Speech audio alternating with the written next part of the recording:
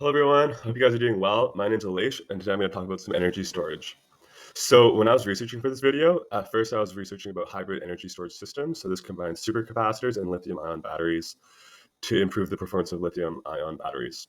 So, the big things they do is increase or decrease the time it takes to charge these systems. And then it also improves how long you can cycle or how many cycles the lithium ion batteries have. However, when I was researching about this, I found a technology called a hybrid capacitor. So these have been in development since about 2007. And then why this really intrigued me is kind of combining these two systems in one unit. So to explain how this works, I'm going to refresh how supercapacitors as well as lithium ion batteries work. So I'll start with supercapacitors. So supercapacitors are two carbon-based electrodes. And then when these are charging, it pulls electrons to the surface of the electrodes and it makes a thin film of electrodes on the surface. And this electrochemical separation makes for a very small distance, which gives it a very large charge, like the formula for capacitance.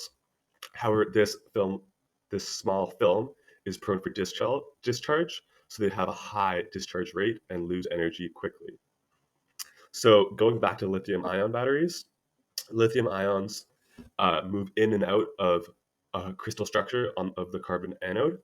However, since they physically go inside and outside of this lattice, it like physically wears out these carbon electrodes. So you'll notice like on your phone, after a certain amount of years, the battery will degrade and will be worse. So a hybrid capacitor, how it works is the cathode and the anode are separated, and one side is like a supercapacitor, and the other side is like a lithium ion battery.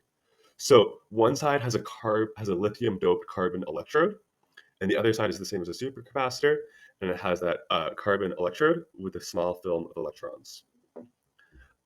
So why this is beneficial is because there's many more cycles in hybrid capacitors, but then also since it introduces the technology of lithium ion, there's a higher voltage.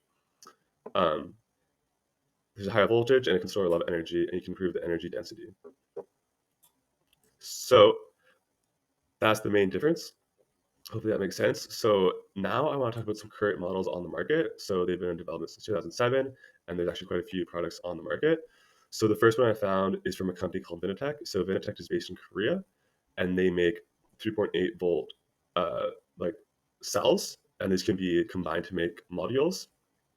Um, and then there's a whole range of capacitance that's measured in farads. So Eden is another company, but this one is based in North America. Again, the cells have 3.8 volts.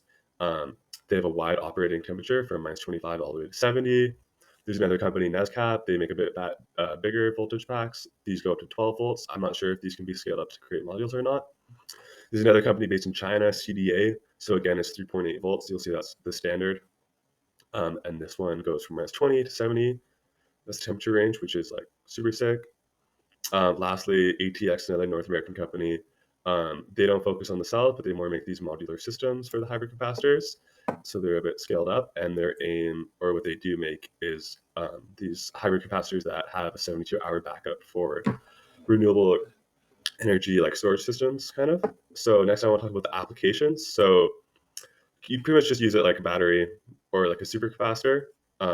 So you'll see that they'll be used in renewable electric systems. So kind of like Tony Siva, you have like the SWB solar wind batteries, but it'll be SWHC solar wind hybrid capacitors. We'll see.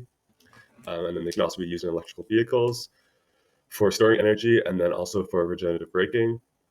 And then also they can be used for grid storage. And the benefits for using these hybrid capacitors is they have super high cycling rates when compared to batteries. And then they also have less self-discharge when compared to ultra or supercapacitors. So I'm going to talk about some of the pros and cons. So I guess like the big pros, and I'm kind of comparing this to like supercapacitors and batteries, like chemical batteries. So the pros is they have fast charge and discharge rates, just like a supercapacitor. And then when I'm talking about batteries, they have a way longer life cycle than batteries because they can cycle so many times.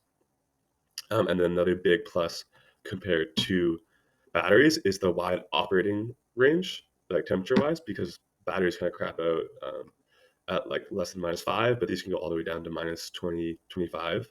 And also there's very low maintenance. So some of the cons is they have a bit of a lower energy density when compared to lithium ion batteries, I believe. And then they do have a higher discharge rate than lithium ion. However, they have a way lower discharge rate than ultracapacitors. And then another thing you'll find is that these are still a bit pricier because it's a bit more of a niche technology. So I think that they will become cheaper once more people start to use them because they have a lot of advantages for storing energy. Another con is that the voltage will vary as it discharges. So when you compare a hybrid capacitor to an ultra supercapacitor or like EDLC capacitor, so the big plus is you have a higher operating voltage, so that comes with the addition of the lithium ion doping. There's a higher capacitance and a higher energy density, and then lower self-discharge rate. So supercapacitors will discharge roughly 10 to 20% of their charge per day, whereas hypercapacitors only discharge about 4% per day. So lastly, I'm going to talk about kind of the composition of a hybrid capacitor and the environmental effects. So metal oxides are used for the electrodes and kind of tails. Um, so it kind of depends how environmentally friendly it is, depending on the metal oxide that you use. Then they also use activated carbon, so this can be sourced from biomass or it can be sourced from like petroleum pitch. So the production of this will release CO2, but depending on how you source it, could be good or bad or worse. They also use graphene and graphite. Uh, so this produces like quite a bit of CO2, like gram to gram. So it produces about 600 grams of CO2 per gram of graphene, but you don't use that much. And then the graphene is released into the environment during the life cycle, and still like kind of the impact or toxicity of this is unknown. Then lastly, the conducting polymer. Um, there's not like an official polymer. The aqueous electrolytes usually are worse for the environment, but what people are looking for is a low resistance.